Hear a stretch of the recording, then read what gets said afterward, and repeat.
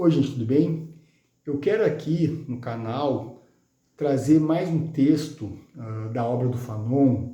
É um texto relativamente curto, mas ele é riquíssimo, porque ele traz conceitos fundamentais da obra do Fanon, que é a questão do racismo, né, que perpassa toda a obra do Fanon, dominação e também a questão da cultura. Esse texto se chama Racismo e Cultura e ele tem 2 livros, né? Esse aqui, que são textos do Fanon, que tratam da questão africana, que é Por uma Revolução Africana, e esse livro aqui, ó, Revolução Africana, que traz uma série de textos de vários autores, inclusive do Frantz Fanon. Bem, Racismo e Cultura é um texto fundamental do Frantz Fanon, à medida que o Fanon vai definir o racismo como algo que não existe por si só. O racismo não existe pela questão do preconceito em si. O racismo vai ser parte de um todo, de um sistema construído historicamente e que nesse sistema existe uma estrutura de dominação, onde o racismo vai ser a parte mais visível desse sistema histórico, onde ele é marcado pela estrutura de dominação. E o Fanon, dentro dessa perspectiva, também vai definir o papel da cultura dentro desse sistema histórico de estrutura de dominação, onde primeiro ele vai definir o que é cultura. A cultura, para o Fanon, vai ser a relação motora dos seres humanos com a natureza e a relação psicossocial dos seres humanos entre si. E o Fanon vai dizer, olha, dentro desse sistema marcado pela dominação, vai existir uma cultura do racismo. Não é à toa que o Fanon vai dizer que existem culturas racistas e culturas não racistas. Culturas com racismo e cultura sem racismo. Bem, nessa perspectiva, o Fanon vai dizer que tanto a dominação quanto o racismo, eles vão precisar se justificar. Eles vão precisar ser justificados para se legitimar. Então, bem, o que o Fanon vai dizer? Olha, e no primeiro momento, o racismo ele vai ser justificado de forma vulgar. Ou seja, num primeiro momento, a justificativa do racismo serão aquelas explicações do final do século XIX e início do século XX, que são as explicações científicas, ou mais especificamente as explicações pseudocientíficas, que são aquelas explicações a partir da medição dos crânios, de comparação de cérebros, onde vai hierarquizar, né, os seres humanos a partir da sua capacidade de inteligência. Ou seja, numa escala onde o branco europeu, digamos assim, é, né, cientificamente, biologicamente, o mais inteligente, e o negro é o biologicamente menos inteligente. E por aí, então, uma forma hierárquica de humanização e desumanização que vai justificar a dominação de cunho racial, de cunho racista.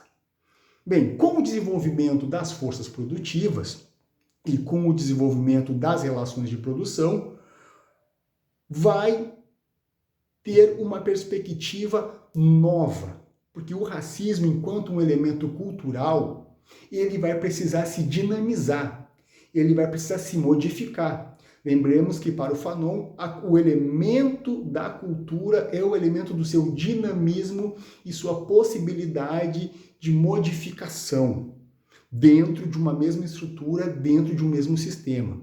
Então o racismo ele vai partir de uma forma vulgar, pseudocientífica, para uma forma mais sutil, onde em vez de dizer que tem seres humanos menos inteligentes e mais inteligentes, menos aptos e mais aptos numa explicação biológica, vai migrar este racismo, dentro da mesma perspectiva de dominação, para uma explicação cultural, ou seja, vai hierarquizar formas de existência, formas de relação motora com a natureza e psicossocial entre si. Bem, então vai se explicar o racismo dessa forma. Existem culturas que são mais civilizadas e, portanto, estão num grau de hierarquia superior, e culturas menos civilizadas, modos de existência e relação que estão colocadas de forma inferior dentro de uma hierarquia social e que também, então, vai justificar uma forma de dominação. Nessa perspectiva, o Fanon vai dizer, olha, a cultura dominante, ela vai aplastar a cultura dominada, mas ela não vai acabar com a cultura dominada. O Fanon vai dizer bem assim, olha, vai se criar uma relação em que a cultura dominante, ela vai precisar submergir a cultura dominada para dominar e vai precisar emergir a cultura dominada para estigmatizar. Ou seja, a cultura dominante, ela vai, na palavra de Fanon, mumificar a cultura dominada de forma que vai torná-la inútil para submergi-la e útil para estigmatizá-la. E o Fanon vai dizer isso, olha, isso é uma relação sádica que a cultura dominante vai estabelecer com a cultura dominada. Bem, para o indivíduo, para o grupo de indivíduos pertencentes à cultura dominada, vai restar se incorporar de forma alienada à cultura dominante, uma vez que o dominado pelo racismo, dominado pela cultura racista, vai ver na sua própria cultura, um sentido de inutilidade diante do novo mundo. Então ele vai se incorporar de forma alienada. E por que alienada? Porque para ele é necessário se despersonificar, né? Colocar a máscara branca ou tornar-se branco. Porque ao adentrar no mundo da cultura dominante, ele vai incorporar uma visão negativa que o branco, portanto, na cultura racista, vai ter dele mesmo. Ele vai incorporar os elementos pejorativos, os elementos estigmatizantes e, portanto, os elementos de dominação. Não vai haver um compartilhamento de culturas, mas ele vai entrar de forma alienada e despersonificada. Bem, o Fanon vai dizer, em determinado momento, isso vai significar uma dominação fetichizada, porque vai dar uma falsa noção de pertencimento, mesmo que ele incorpore o olhar pejorativo que o dominador racista tem dele, mas é no mundo do trabalho, e aí vem a perspectiva bastante marxista do Fanon, mas no mundo do trabalho, ali na dominação capitalista, uma dominação não fetichizada, uma dominação direta, e que também vai ser uma dominação racista dentro do mundo do trabalho, ele vai perceber o dominado, o negro, o árabe, né, no caso dos escritos do Fanon, ele vai perceber que essa dominação persiste. E é no mundo do trabalho também que ele vai poder, digamos assim, entre os seus pares também dominados, se insurgir contra essa dominação e também contra essa cultura racista. Ele vai perceber que não há pertencimento dentro de uma relação dominante dentro do mundo do trabalho, onde vai ser uma alienação, digamos, dada pelo sistema de mais-valia. Bem, nessa perspectiva, o Fanon vai dizer bem assim, olha, essa cultura dominante, racista, diante da percepção de que o negro, de que o árabe percebeu que existe essa dominação e que não existe compartilhamento de cultura e que ele entrou de forma alienada e despersonificada, a cultura dominante vai ter que sistematicamente se modificar e tornar mais sutis as suas formas de dominação. Mas o Fanon vai dizer, não existe cultura menos ou mais racista. Existe cultura racista.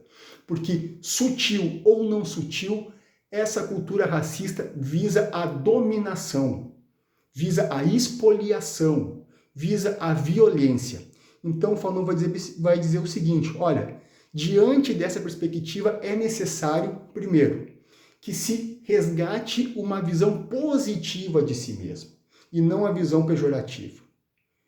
E que a cultura dominada, ela não simplesmente se resgate enquanto uma cultura antepassada, anteriormente proibida ou mística, mas que ela também se renove e se dinamize dentro da nova perspectiva de dominação e de luta pela libertação.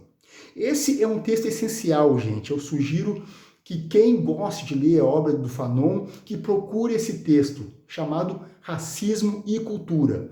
Eu acho que esse texto, o Fanon conseguiu colocar em poucas páginas aquilo que ele escreveu tanto no Pele Negra, Máscaras Brancas, tanto nos Condenados da Terra, que é uma obra mais madura do Fanon, quanto em tantos outros escritos e ações que o Fanon teve na luta pela libertação da Argélia, no seu pan-africanismo, no seu nacionalismo negro africano. Eu espero ter contribuído com mais um pouco dessa obra riquíssima do Frantz Fanon na luta antirracista e na luta contra a dominação cultural.